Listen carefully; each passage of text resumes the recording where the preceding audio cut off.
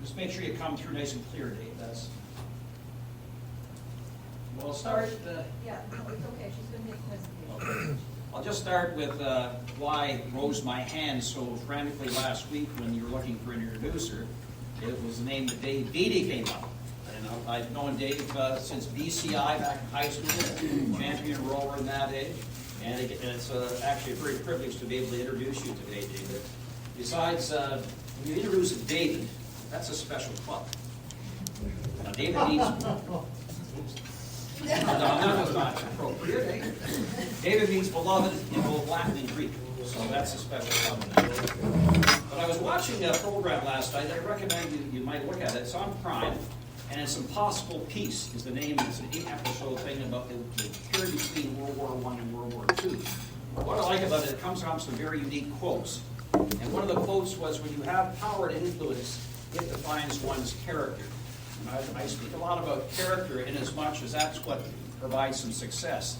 And the character of Dave Beatty, as you know, a very humble person, and he has a lot of influence and I think power in terms of what he does, but he does it in such a way that makes things happen. Makes things happen, indeed. And I'm here to announce today that Dave Beatty is now Broncos' historic Sasquatch. Now you may say, well, what's the Sasquatch got to do with Dave Beatty? And in the history of Brockville, I don't know anybody that has made a footprint on the community as large as Dave Beatty. And that covers a lot of the disciplines of what community, the fabric of community, recreation, tourism, health, seniors, politics, on and on and on. And it's not just in terms of financial capability to help those organizations, but dedicating yourself and your time, to those various organizations. And David works a lot behind the scenes and doing a lot of things. Now, Sasquatch means, well, it's yes, but you never see it. That's the other side. That's nothing to do with Dave whatsoever. The United Nations, actually, Sasquatch is the top hide-and-seek champion. You know that? No. I just thought I'd throw that in. Anyways, to validate what I just said in terms of Dave's character and contribution, I asked the person, Tom Russell, who gave a speech in the Lifetime Achievement Award to Dave, and there's nobody that does a good tribute to somebody so gracious than Tom Russell. I don't know where he gets it. He's just got the gift. And so he sent me his whole speech. But I'm not going to go through that because it'll take a long time. But this just talks a little bit about people that don't know Dave and what he has done and where he's done it and the things he's been on. Brockville YMCA. And he's chaired, been president or director. I'll just hit the organizations. It gives you a very quick thing about community. YMCA and then the foundation, which raises the funds. General Hospital, Governor, General Hospital Foundation, raising the funds. Kiwanis Club president, many years ago. St. Lawrence College, Leeds and Breville Economic Roundtable chair, which we served on together when I was in the business. The Breville Christian College, the Aquatarium. And I will say on the Aquatarium, and maybe a few people know it, if it wasn't for Dave Beatty and Mary Jean McFall, there were some opposing waters at one time, and those two people made it actually happen. It was going through a bit of a downward spiral, so you may not know that, but that's what happened. The city of Brockville, and of course he was municipal councilor not once but twice. And then we go on, Brockville Police Services Board, Leeds and Breville Lanark District Health, Family and Children's Services, St. Lawrence Corridor Economic Development, General Hospital Redevelopment, Southeastern Ontario Angel Network, and and then the Prescott Area Fundraising. So it reaches out beyond the community. So for the love of Brockville, for servicing above self, I introduced you one of our heroes, Dave Beatty.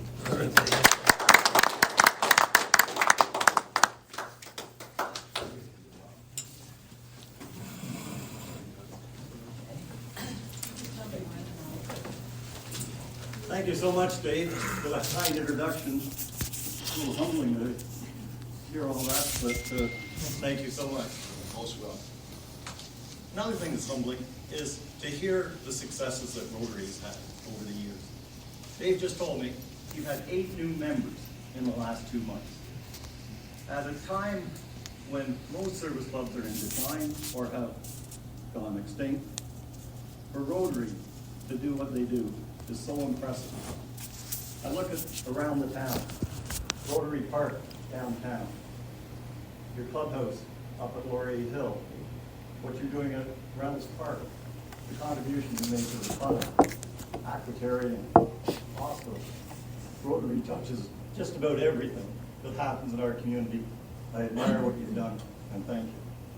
But today I'm here to talk about a fairly new organization called the St. Lawrence Corridor Economic Development Commission. So let me give you a little background. 10 or 12 years ago, we were building a $45 million expansion, Beatty, EDO, I think was the problem at the sewage treatment. Now, a lot of people don't know it, but the sewage treatment plant in east of Rockville is not on land that's owned by the city of Rockville. It's owned in the town of Tiverton. But there was this agreement as we were expanding and putting this new facility in place that we would trade some services, like 5% of the capacity of the sewage and water, to Elizabethtown Kitley in lieu of them granting land in the east of Rockville. I think, Dave, you can probably remember, it was, maybe Sherwood Park Manor land, the land of the, well, somehow, once the agreement was ready to be transferred, it went sideways. And it went sideways to the point where we were communicating through lawyers. Elizabethtown Kitley, I think, sent a $250,000 bill, was it, Dave, to pay the taxes? You imagine a $45 million expansion. Things were not good. I called a couple of my colleagues. I said, what can we as a business community do to foster regional cooperation and get rid of some of these turf wars? Well, why don't we call a meeting? So that's what you do, you call a meeting. And Ian McFall from Burnbrae said he would host the meeting. And we had guys like Joe Hendricks from DuPont and Vista, Bob Pierce, Henderson Printing, Bruce Lonsberry, Nutera, Jack Chawla, Adam Crick, I'm not sure who all, but there was a number of us sat around the dock on a beautiful summer day and said, how can we foster regional cooperation and get rid of some of these turf wars? Well, the obvious answer is amalgamation. But when you're communicating through lawyers, and amalgamation takes a lot of trust between the partners, that was probably a non-starter. So what else can we do? Well,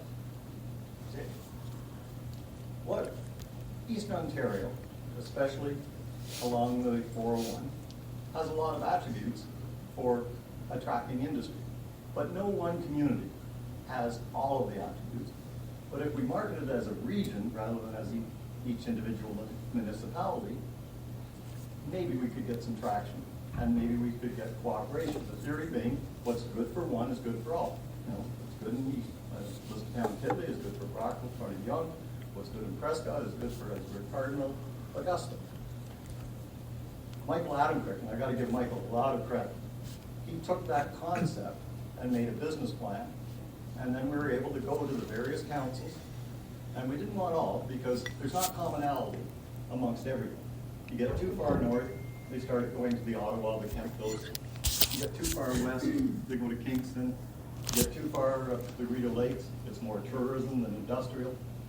So we determined that sort of Gananoque to Cardinal, along the 401, the St. Lawrence, and that's how it's called, the St. Lawrence Corridor Economic Development Commission, had the commonality and had the attributes to say if we could attract industry, new business into this area, everyone wins. So that's the basis, that's how, and this was back, I'm going to say probably in 2017 area, give or take, because I think the corridor is about 5 years old now. As I say, Michael Adamcrick put together the business plan. We went to the various councils, and today, next slide, you'll see how the makeup. So we have Augusta, Edwardsburg Cardinal, Barnett Young, Brockville, Elizabethtown Kitley, and Prescott. So when you think of it, you know, just east of Gananoque to the Cardinal border. And who makes up the people? Well, the mayors. So once again, We're trying to get cooperation. You bring the 6 mayors together, it's surprising. There are not a lot of forums. People think, well, what about the United Counties? Well, the separated are not on the United Counties. Separated municipalities, Gananoque, Quay, Prescott, they're not on the United Counties per se, the joint services, yes. But there's an opportunity to get people in the same room with a common goal. Besides each mayor, each individual municipality appoints an industrial rep to sit on the corridor commission. So in Augusta, Jeff Shaver's the mayor, and Joe Hendricks, retired now, but he was the plant manager at DuPont for a number of years, now called Invista. In Edwardsburg Cardinal, Tori Deschamps is the mayor, and Wyona Isles, HFI, the pyrotechnic hands, used to be called hands, is the industrial rep. Front of Young, Roger Haley, and a person by the name of Richard Marcoux runs a KOA campground, got 3 or 4 businesses in Front of Young. Matt Wren is the Rockville mayor, and I am the rep for the industrial commissioner and was the first chair. We have a 4-year limit, so within the past year, I've been kicked off the chair. Grant Burrow, mayor of Elizabethtown Kitley, and Bob Pierce. Bob lives in Elizabethtown Kitley, he has a business in Brockville. And we love those connections when you get, Ian McFall, those types of people that live one place, have a business the other. That certainly reduces those barriers between the municipalities. And Prescott, Tori Shankar is the mayor, and Shelley Bacon from Northern Cable. Northern Cable have a big plant in Prescott, as well as a couple in Brockville, and Shelley is now the chair of the Corridor Commission. So those are the makeup. Let's see if I forgot anything. So, we're getting some traction. Yes, people think it's a good idea to market it as a region. How are we going to fund it? Well, we thought the most fair way to fund it is on a per capita basis. And when you take all those municipalities, it adds up to a little over 50,000 people. And we say, how will we assess it? For the first 4 years, it was $4 per resident. So Brockville, let's say it's 20,000. 20,000 times 4, they put in 80,000. Right then. Yeah. Because we have a $250,000 budget, give or take. And just this year, we upped the $4 to $5. So every resident in the corridor area through taxes. So this is a tax funded, so it's approximately a $250,000 budget for the corridor. Next slide. Okay, this isn't a full agenda, but sort of how are we doing? Next. So, what are the objectives of the corridor? Well, it's to promote economic development and maximize our growth. How are we going to do that? Number one, we're going to attract new industry, new businesses to the corridor region. As we were doing it, that was our only goal when we first started, attract new. But as we got into it more and more, we said, well, there's a couple of sub-things that we could be doing to foster this economic development and growth. One is we have a huge amount of world-class businesses, really solid businesses in the corridor area. And if we could help them scale up, that would be a new job, whether it's Northern Cables or New Terra or somebody, Procter & Gamble, used to be Procter & Gamble, adding new people. That is just as good as bringing new businesses to the area. So one way we did, we had plant tours. And I'll just give you a couple of little examples. Ross Industries up in Elizabethtown has a huge milling machine, probably the biggest milling machine I've ever seen. Ross Lab down in Iroquois, they make video equipment. And if you think of, when you watch a sports event, all these cameras are in various different positions. Those cameras, when you're in a stadium and everybody's stamping their feet, they can't vibrate and shake. So these plates are like 3 inches thick. They were buying it from a Boeing factory out in someplace in Washington and sending this huge chunk of metal to base the platform, the tripod and the camera. It was costing them $1,500 in freight every time they buy one of these platforms.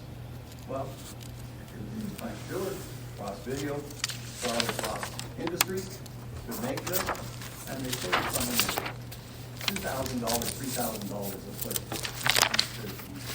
Another, we've got a fiberglass manufacturer up in Franklin. Well, they make some equipment, but that doesn't need, it's that thick, but the fiberglass only has to be on the upper and lower shelf. Northern Cable, in their process, gets some plastic waste that's just gooey gum, and then it solidifies and it's hard. Well, why don't we take that gooey gum, send it up to the Frankville fiberglass plant, and let them use that as fillers. So when somebody else's waste becomes somebody else's raw material, that's a win-win for everyone, for sure. So strategic objective number one, grow the area, attract new business. But as I say, as we got into it, we thought scaling up existing manufacturing and industry is important as well, so we help them that way. And the third secondary priority that had to come out is we need more housing. The hospital, Ray, you might know this, the hospital right now needs over 100 positions. If they could fill 100 positions, you'd hire 100 people. Leclerc, who bought the Procter & Gamble plant, they would hire another 100 people tomorrow. We estimate that there's somewhere between 500 and 600 jobs in the corridor region that are unfilled today. What's happening today is Can-Arm hire or steal somebody from Northern, Leclerc steals somebody from Burnbrae, and around and around and around we go.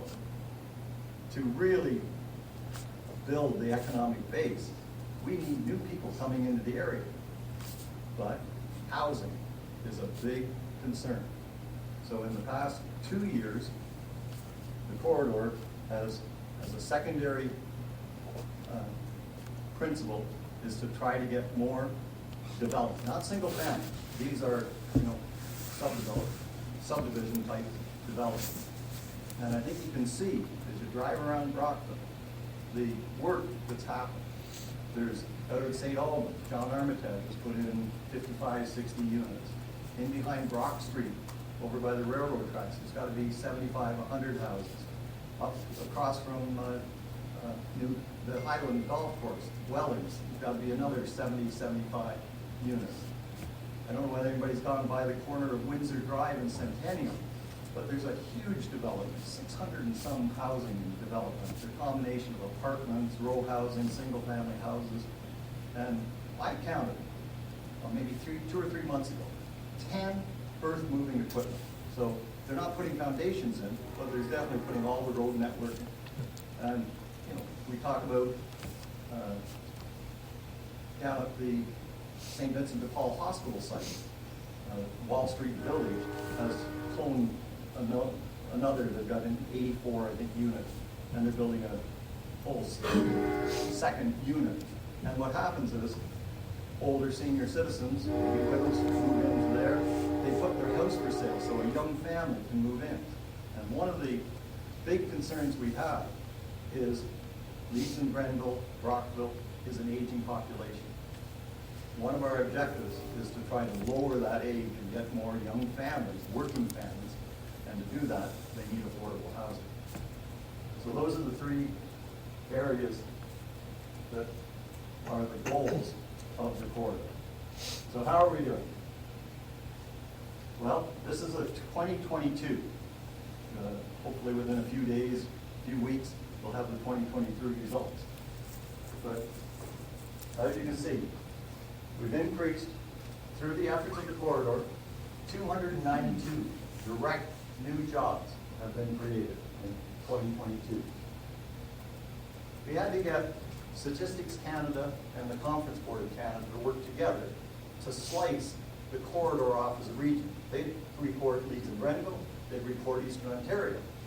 But they had the data to be able to slice it. We just had to pay them some dollars to do that. So, and we share all of that economic data. You know, average income, price of housing, GDP growth, all of those types get shared with all the various municipalities, and that gives them real data to be able to make their planning better. So our GDP increased in 2022 by 5.3% in the corridor region. 4 existing manufacturers, industries scaled up.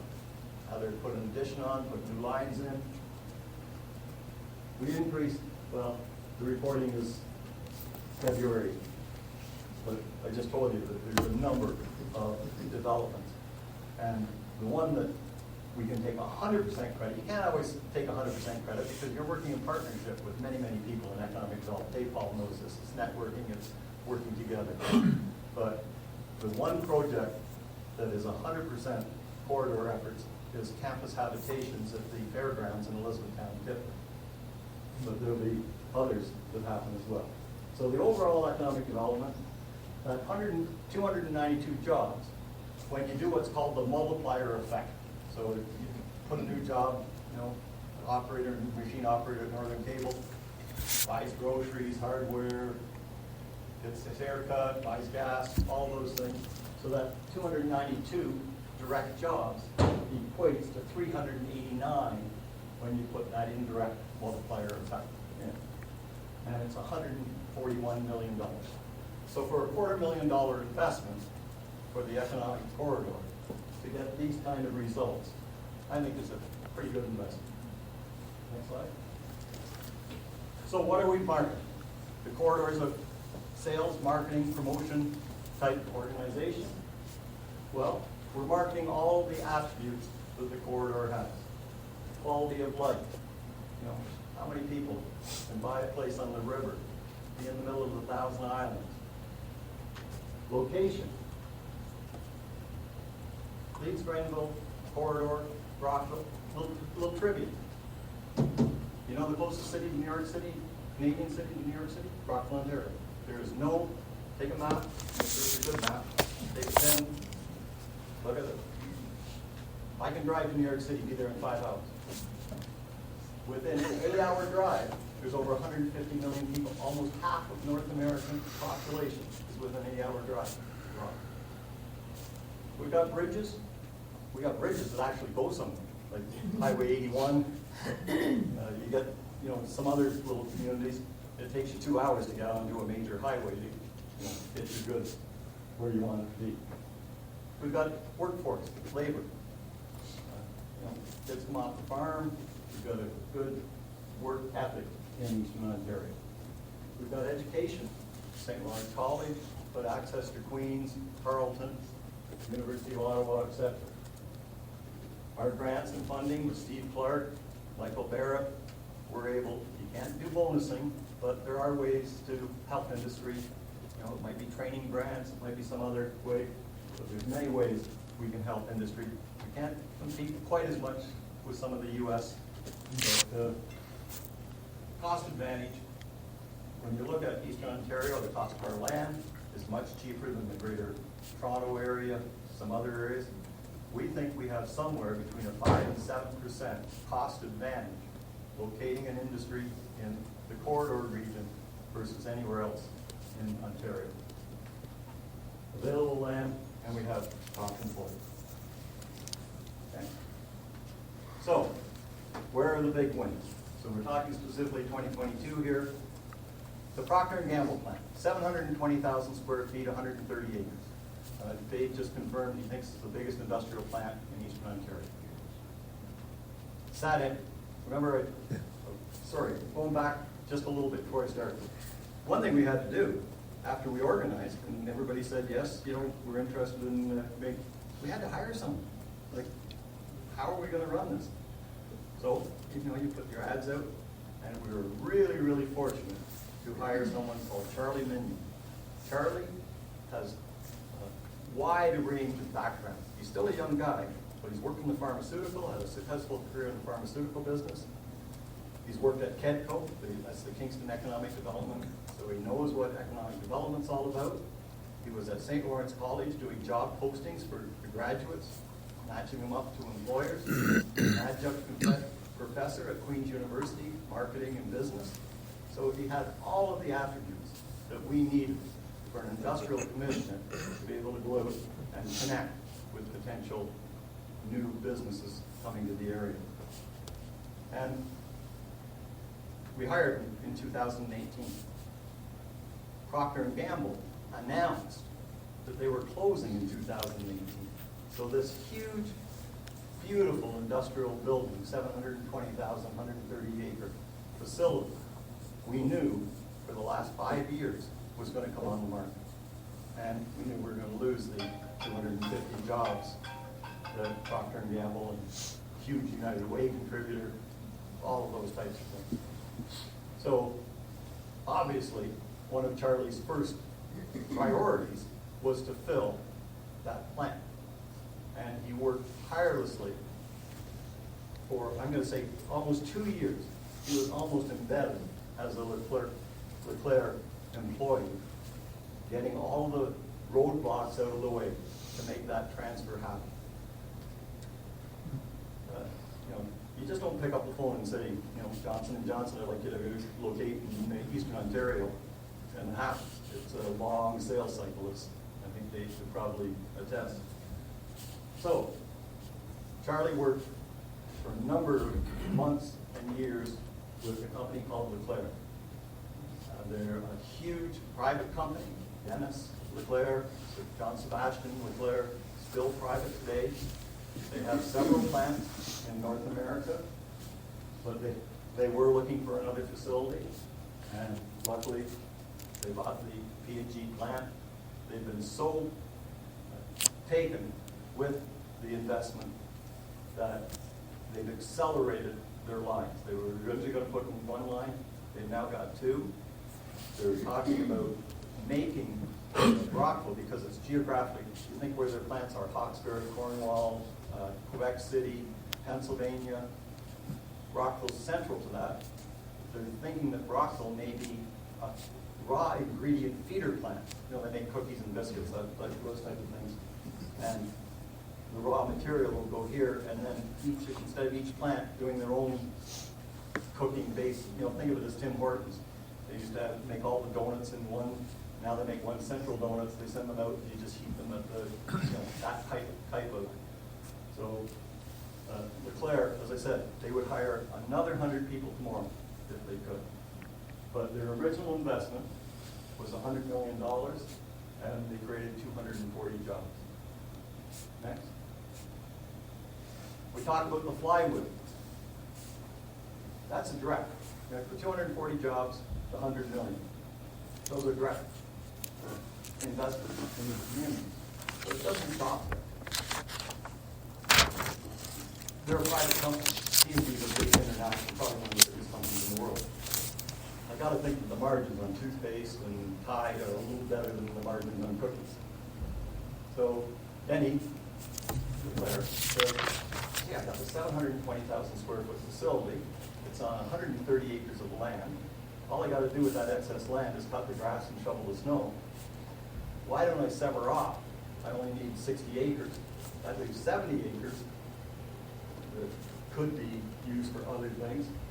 So he's looking to take that 70 acres, sever it, and have other businesses complementary to him.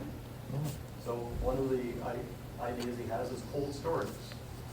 He's going to make all this food product, and you have to store it for a while. You can't store it at 90 degrees Fahrenheit. You have to store it in some temperature, cool temperature. Then you find out that Burnbrae is also looking for some cold storage. So if we severed off some of the property, the cold storage refrigerated plant would be one concept. We have many, many suppliers. Think of even just the packaging. They make these cookies. Well, how many boxes? millions of boxes do they need? So maybe a box manufacturer comes in. So if we sever that off, put the pipes in, and right now there's a big kerfuffle about who pays for the pipes. You know, it's always been, as long as I can remember, the city services, always the city invests, hope somebody will buy, but the services are there. Now they're getting into some little bit of a give or take, whether, well, we've already serviced the big property, that we service the two little properties that go with it. 35 acres isn't a little property, what do you think? It's still pretty big. You can put hundreds of thousands of square feet on 35 acres. But you can see that there's some natural partnerships that if we could get that land severed and we could get it serviced, it's almost an instantaneous. It's, you know, as close to a sure gamble as you can get. Think of all the money that you might spend at that Northwest Industrial Park up by Stewart Boulevard and behind Home Hardware, etc. You'll spend 10 times the amount with no guarantee at all with what might happen come in there. Whereas if we make a small investment here, so please urge your counselor to get going as fast as possible, because they are becoming a little bit frustrated at the speed of government rather than the speed of business. And there's huge advantages to us putting those services and getting that severance. Next. So property. Now the players here. Well, it's not just the cookies and biscuits that they make and sell to Costco and all the Loblaws and everyone else. There's 6 or 8 local businesses. Chevron, Kilmarnock, Fedora, 401 Electric, Skippy's Point, Ladd's Mechanical, Mac Global, Eastern Engineering Group. There are tens of millions of dollars a year that LeClaire is spending on local suppliers to support their $200, $300 million business at the old Procter & Gamble site. So the spin-off effect and those spin-off effects are the whole region. They're not just Brockville, they're Smith Falls, Iroquois, all around that benefit by having LeClaire in the neighborhood. Next. So we talked about one of our other goals, secondary goals, is to promote housing. Because the corridor needs purpose-built housing to attract new workers and families. Our major employers continue to search for labor to operate and expand their operations. And we talked about the campus habitation. The nice thing about that is they have a footprint for almost everything. Every room is exactly the same. I don't know how many square feet it is, but let's say it's 300 square feet. In that 300 square feet, there's a bed, there's a closet, there's a workstation, something else, but a bathroom. And that's your own private space. So that's yours, you lock it, you dial your key. There could be, say there's 3 workers, pan-arm, northern table, well, they'd each have their private space, they would share a kitchen, living room, dining room, balcony area. Of course, if it's a family of 2, you can have a studio, single, 2 or 3. If it's 3, the family takes all 3 bedrooms and they have their own kitchen, bathroom, veranda area. They start at $800, so it's very affordable. Machine operator making $50,000, $60,000, $7,000, $800 falls within that affordability. I think it's 30% of your gross income. It's called affordable rent. So the corridor is actively promoting multiple sites for workforce housing. And we're starting to get some good uptake on that as well. Once again, how much the market needs this type of housing to attract the younger demographic to our area. That's it. Okay. So where do we go from here? What are we working on now? If we think of another asset in eastern Ontario that's underutilized, the same way the Procter & Gamble plant became available. The next most obvious one is the Maitland site. So it was a huge chemical production. CIL started it back in the late 40s, early 50s. DuPont bought it and has downsized over the years. But the infrastructure is still there. Now, if you look at where some of the biggest chemical companies in the world, they're German. The German industrial chemical complex all started with two things. One was a source of cheap, reliable energy and a young, educated workforce. Well, the Ukraine war pretty much scuppered the cheap, reliable energy. One of the first things that happened, and nobody knows, I don't think they know, the Nord Stream big pipes that run from Russia were blown up, and all of a sudden they didn't have access to a lot of cheap energy anymore, and they had to scramble. The young educated workforce, like many Western countries, they're starting to age, and they don't have nearly as many young educated people. So many of the big German chemical companies are looking to leave the European area and put their footprint elsewhere. And that's one of the focuses that we have right now, is to try to get that infrastructure before it deteriorates too much, get that infrastructure in place. And when we're talking these investments, whereas $100 million, that's a cookie manufacturer, industrial. When we talk to these chemical companies, we start in the billions. Like, 1 billion, 2 billion, 3 billion, 4 billion. So if we could be as fortunate to attract that, but that's, Charlie's been working on this for at least a year and a half. It was the same way he did with Leclerc. He's been working with trying to fill up that Maitland site to its potential capacity. So that gives you a little bit of an overview of what the corridor is all about. If you'd like more information, I would encourage you to go on our website, slcedc.com, and learn more about it. I'll open it up for questions. Thank you very much.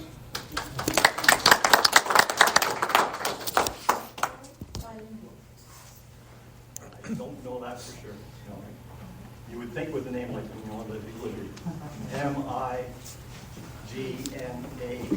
MIGNAULT, but I can't answer that.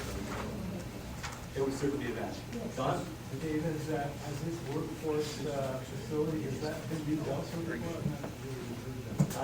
The idea came from Toronto, because a ski resort and a golf resort, they have a real problem, the big Sheratons and Westons, the hotels, and similar. They have, all of the people have the same, where the workers can't afford to live, whether you're, what's the big ski resort out in the west? Whistler. They can't afford to live in that area. So this concept developed from the tourism area. And then they said, well, it can be just as well used for industrial purposes as tourism purposes. So, once again, when you talk about cooperation, that's where today they're talking about extending the pipes. Remember we talked about, they got into a one fight about the services for Elizabethtown Kitley, but they're back at the table, talking openly. Councils and mayors have changed over, so there is cooperation again.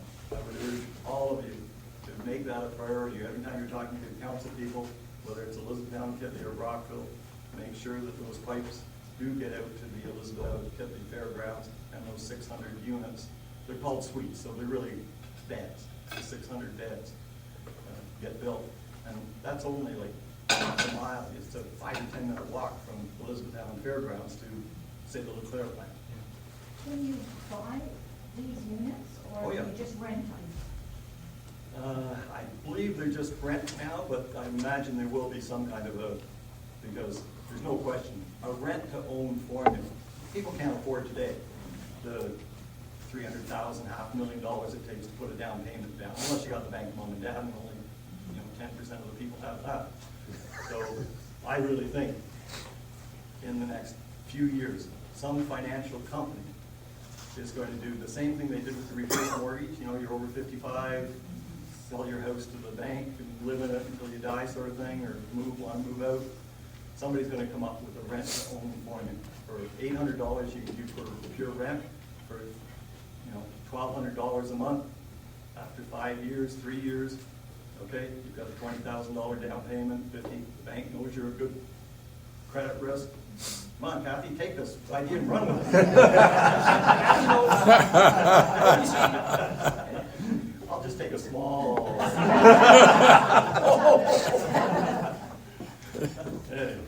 Any other, right? Does the commission, or has the commission had any success with dealing with municipalities to reduce red tape? I have a developer friend that's just pulling his hair out trying to deal with getting a little tiny building built. When I tell you, Charlie has spent a couple of years with, it's getting through that red tape that Charlie spends most of his time on. And it is a hassle, there's no question. And some municipalities are better than others. Yeah, it just seems like such a simple problem to fix. Dave, you may have heard it before, but a lot of developers think Rockville's not the most friendly place. A lot of hoops. A lot of hoops to go through. But anyway. Well, thank you everyone for your questions, and thank you Dave for a wonderful update on the corridor. I've known Dave for over 30 years. We started up in Kiwanis together, and I can say Dave's been a friend over the years. We're not close friends, but if I need something, I can reach out to Dave, and he returns my call, he returns my email. I can't say that about everybody, but I respect this man tremendously. And what you're doing here today is just awesome. It almost makes me want to quit what I'm doing and come and join me. You take that on the road, you'll find other people that embrace your vision. It's awesome. Anyway, here's a book that's going to be presented at the Maynard Public School in your honor. So you can have a quick peek of that, give it back, and again, thank you again. It's been a pleasure. Let's give them a warm thanks. Not yet? Okay. Come on in here. Show the book. Smile, Tim, smile. Show the book. Close your eyes. We should hear what he calls me. Now I think the St. Lawrence Florida should take a look at recreational, quality of life and invest in some pickleball courts.